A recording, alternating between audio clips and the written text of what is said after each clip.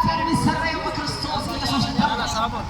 በክርስቶስ ኢየሱስ ደም ነው።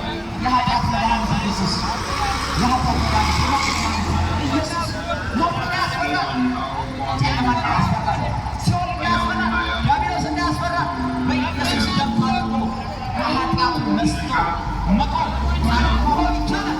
ወደ ሰማት እንኳን እግዚአብሔር ይህን ሰጣችሁ ዛሬ ይህን ምስራት ለማግኘት ወደ ሃይማኖት ያለመላችሁ ኢየሱስ የሃይማኖት ንብረት ስለሌለ ሃይማኖት እኛ የምንሰብክላችሁ ጌታ ራሱ ይላል እኔ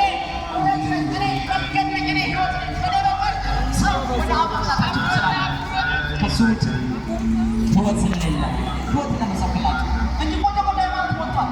የሃይማኖት ንብረት ስላለ ለዚህ ወደ መሰብኩ ነው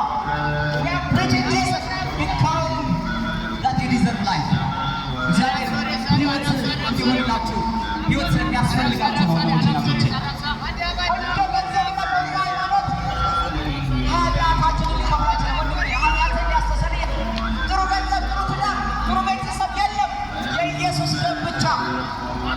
ከኢየሱስ ደም ውጭ ዕድሜ ልክ የተደረገና ኃጢአት ይቅር ማለት የሚችል ማን አለ? ወገኖች ናቶች ግን በጌታ ኢየሱስ እኮ ደስ የሚለው ምን መሰላችሁ? መጽሐፍ ሲናገር ስለ ጻድቅ ሰው የሚሞት በጭንቅ ይገኝ ይሆናል ይላል።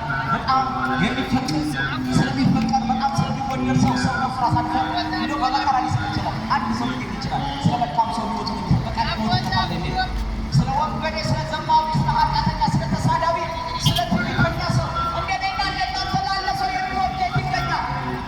የለም። ማን ጎኑ ይቸነከራል? ማን እሾህ አክሊል ይደረግበታል? ከኢየሱስ ሌላ ወገኖቼ ናቶች ደስ አለኝ። ኢየሱስ ግን ዋጋ ከፈለልን። ሃሌሉያ! እንኳን ኢየሱስ ሞተላችሁ ናቶች። ኮንግራቹሌሽንስ! ኢየሱስ ክርስቶስ ያድናል። መዳን በሌላ በማንም የለም የሚለው መጽሐፍ ወዶ አይደለም እኮ። እስኪ እናንተ አስቡ፣ እስቲ ከማለት እስቲ አስቡ። አንድ ሁለት ሰከንድ ወስዳችሁ አስቡ። ሰው ሊያቀርብ ይችላል። ጥሩ ገንዘብ ሊያቀርብ እግዚአብሔር ይቅር ቢል ይመስላል። ጥሩ ትዳር፣ ጥሩ ቤተሰብ ዛሬ ኢየሱስ ሊቀበል የሚገቡ ሊገሉ የሚፈልጉ ኖ ከኢየሱስ ደም ውጭ የኃጢአት መፍትሄ የለም። የኃጢአት መድኃኒት የናውለት ኢየሱስ የሞት መድኃኒት ሞት ሊያስቀር የሚችል ማን አለ? ኢየሱስ ሌላ ሞትን ያሸነፈ ስለሌለ ማንም ከኢየሱስ ውጭ ሞትን እንድታሸንፉ የሚረዳችሁ ኢየሱስ ብቻ። የኃጢአተኛ መድኃኒት፣ ለኃጢአተኛ መድኃኒት መፍትሄ ዋጋ የሚከፍል ሕይወት የሚሰጥ ለኃጢአተኛ የሚራራ የሾህ አክሊል የሚያደርግ በራሱ ላይ ቸንተን ራሱን አሳልፎ